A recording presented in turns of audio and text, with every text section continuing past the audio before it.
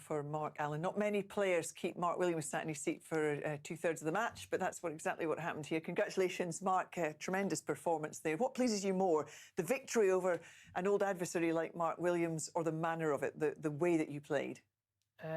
All of it, probably. Any win against Mark's a good win, but to play like that and score like that, that's what I needed, because I haven't been doing that much.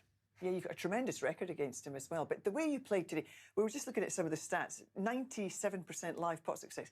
But for you, 96% safety success as well. That's a tremendous figure. It's a good combination to have, but that's what you need. Like even there, with that sort of stats, I was still only 4-3 up at one point. So that's what you need to do against these top players. What feels different, sorry, Stephen, what feels different today in the way you're playing? You know, we've seen you a little bit mixed over the course of the last Stephen's dying for me to say something. No. Sorry. I'm not going to go into it, but I am trying something a bit different this week, so we'll see if it works. I was going to say, how important, when you know you're playing one of the, obviously it's the 16 best players this week, you're playing one of the best players in the world, how important is it before you go out to think, I'll get a good start in the first frame like you did? 100%, and that's probably why I didn't take the red on and play for the black on 64. I wanted to just make sure of the frame, because you know Mark does what Mark does, and he probably would have cleared up if I'd missed that. So I started the match as good as you could start with 3 centuries, and disappointed not to make 4 and a bad cannon. But look, that's the sort of way you need to play, and it's weird because, like you said, I have a good record against Mark. I've lost a few early on when I first turned pro, and I think that's 9 of the last 10 I've won now. So maybe that's in his head a little bit as well. It sticks in my mind what you said last week at the Welsh about you know, how your performance has been this year or this season, but the way you played against Judd in the final of the Champion of Champions, you think that when you're playing that well, you don't think that many players can live with you, and I suppose that's what you're always looking to achieve, right? I think being one of the top players, you have to have that belief. Yeah. You know, I'm one of them. If I play my best game, I'm not worried about who I play. I feel like I'm better than everyone else whenever I play my best, but ultimately you're only going to play your best a handful of times a season, so it's up to me to work on the rest of it and try and get that B game up, and I think I've done that better in recent seasons, but still a lot of improvement to do. And when you're talking about doing something a little bit different, you're working on something. We've got some of the best eagle eyes in the game, watching every move on the table. I'm sure we'll have another little look to see what it is, but I mean, it's clearly working, it's effective. Absolutely. I mean, I'm not the best. So Alan's the man for spotting these technical things. I'm not the best, I have to say.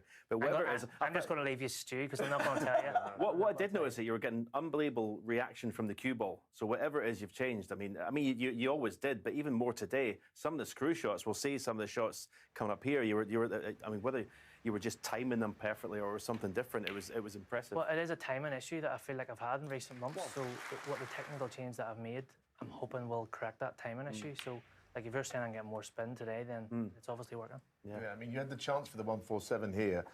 What was it? Was it just out of holding for the black? You'd had to cue down on it, right? Yeah, if I had been another inch off the cushion, I probably would have played for the black, but you can't take any chances. They're all there for the counter clearance. It's different if there's maybe a red or two safe, I would have maybe pushed the boat out, but maybe in the World Championships I'll maybe have another go, but we'll see. But it was a good break to start the match.